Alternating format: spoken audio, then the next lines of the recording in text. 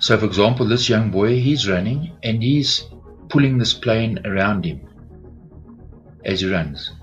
So what distance did the plane travel? Did the plane travel around the boy? Is the plane's distance relative to the boy? So did the plane travel in a circle? No. The distance the plane traveled is when the boy ran from the bottom of the field to when the boy stopped, and the path of the plane would be in a loop. So the distance is not around the boy, but along the boy's path that the boy ran. Now let's look at speed. You see, this boy is running and he's flicking this plane around him. As the boy runs, the plane would have to fly faster as it flies in the direction that the boy is running in, and slower when the plane is behind him. Because if the speed is constant, the boy would actually run into the plane. So they'll tell you that the plane speed is relative to the boy. The boy would still run into the plane because the boy is moving. The plane speed cannot be constant because the boy would run into the plane. So they're applying it to the earth and they're saying, well, the boy is the earth, so a plane flying around the earth cannot travel at the same speed. And what was the distance that the plane traveled? Well, from when the plane took off from the earth, flew around the earth as the earth travels around the sun. And the distance would be when the plane lands. You see, they'll tell you that the distance and the speed is relative to the earth, but it's simply impossible because the earth is spinning around the sun. So how then does gravity, which is pulling the plane towards the earth downward, how does gravity force the plane along its flight path so that the plane continues to maintain its speed relative to the earth as the earth spins? Because the force isn't in front of the plane, but downward. How does gravity pull the plane when the plane's behind the earth, and then pull the plane in front of the earth? You see, because the earth would actually smash into the plane. So the speed and the distance the plane flew, doesn't work. It simply cannot work. Remember, the boy, when he's running, he's pulling the plane toward himself. So when the plane is in front of the boy and the boy is pulling the plane toward him, the boy will run into the plane. Now let's look at speed and distance of this balloon. So the hot air balloon takes off, right? So from the position regarding the earth, the hot air balloon is moving. So when we stand back and we look at the balloon's path around the earth, how is gravity pushing the balloon around the spin of the earth at 1,600 kilometers an hour? And at the same time, how is gravity pulling the balloon along the earth's path around the sun at over 500,000 kilometers? Because gravity is pulling the balloon towards the earth. And realize that it only works if the earth is stationary, and the only momentum that the balloon has is its position as it's flying over the earth. You see, they're trying to tell you that the people in this balloon will only feel the motion they have that is relative to the earth. And you realize that it's a con. This is simply impossible. We're being lied to. Gravity and relativity does not work. Let's take a helicopter. You see, this helicopter is flying. They'll tell you that the helicopter's position is relative to the earth. So if I move this earth around, the motion of the movement plus the helicopter's movement have to be added together. And I'll tell you now, the helicopter will only account for its motion relative to the Earth. It simply doesn't work. Let's take an aeroplane. So this aeroplane takes off, right? It's free from the Earth's gravity because it's flying. So if the Earth had to move upward, well, the Earth would smack into the aeroplane. And if the Earth dropped away from the plane, it would leave the plane behind.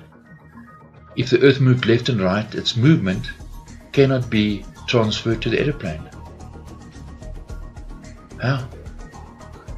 Even from your own experience in an aeroplane, you feel the aeroplane taking off and you feel the aeroplane landing. That's the only motion that you feel when the plane takes off and lands. So they'll have you believe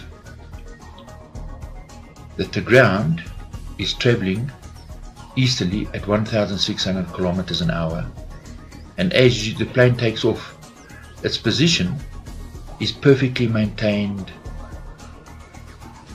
in a different direction that the plane is flying in. And you don't feel it.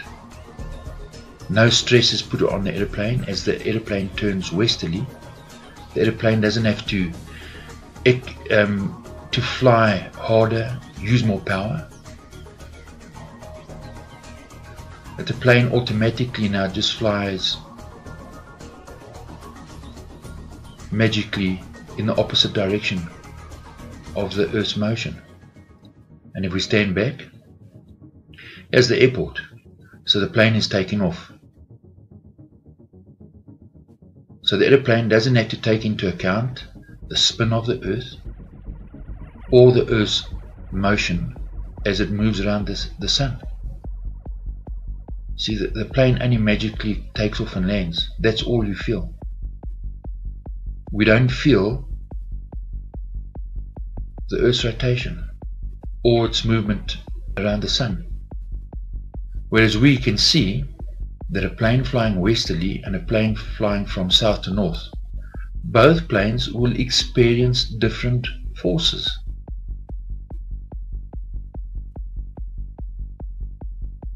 And I'll tell you now, these planes just magically move along with the Earth as the Earth spins around the sun. Well, this is not real. This is magic. This is delusional. This is simply impossible. How can this be real? How on earth can people believe this is real?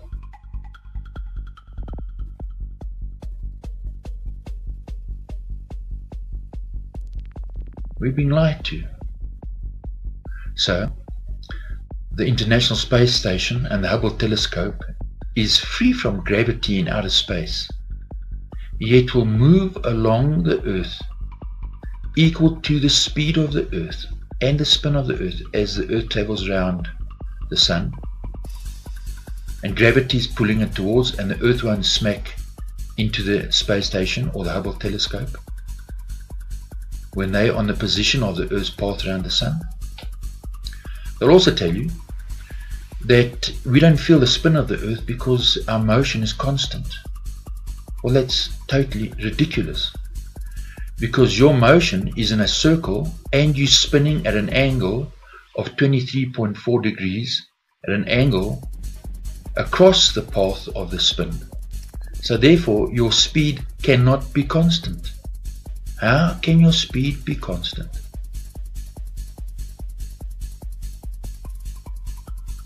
It simply cannot.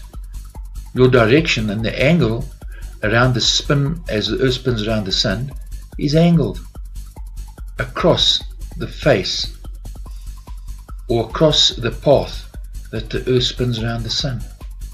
Your speed cannot be constant. This is impossible.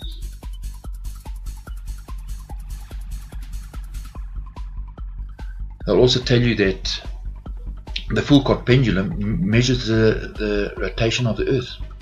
Well, a Foucault pendulum How come this pendulum doesn't measure and doesn't reflect the angle of the Earth's spin as it changes angle from one side to the other side as it orbits the Sun, and doesn't measure the Earth's movement around the Sun? It only measures the Earth's spin and magically ignores the motion of the Earth as the Earth spins around the Sun. We see that this is a trick. And the Moon? You see, the Moon's phases are constant, but the Moon, its path is actually a loop. So the speed, when it's on the opposite side, cannot be the same speed on the other side as the Earth spins around the Sun. Therefore, the phases cannot be constant. And an aeroplane flying in the same direction, flying easterly, now its angle to the surface will change, and now its path will be a straight line. And as it moves south, still flying in the same direction, will turn in the opposite direction, while still flying in the same direction. And yet the pilot doesn't notice this. The plane flying in the same direction will turn to its left. When it gets to the equator, will fly in a straight line, and past the equator, flying in the same direction, will now turn to its right. And somehow the pilots don't notice this. And we find it in real life. Whether you're flying north or south, your angle to the surface of the Earth is constant. It's the same. It does not change. Therefore the Earth has to be flat. Doesn't matter how high the pilot flies or how low he flies, his angle from his takeoff position, his X and Y axis to the surface, is constant right through his entire flight. This tells you, this is simple, this tells you that the Earth is flat.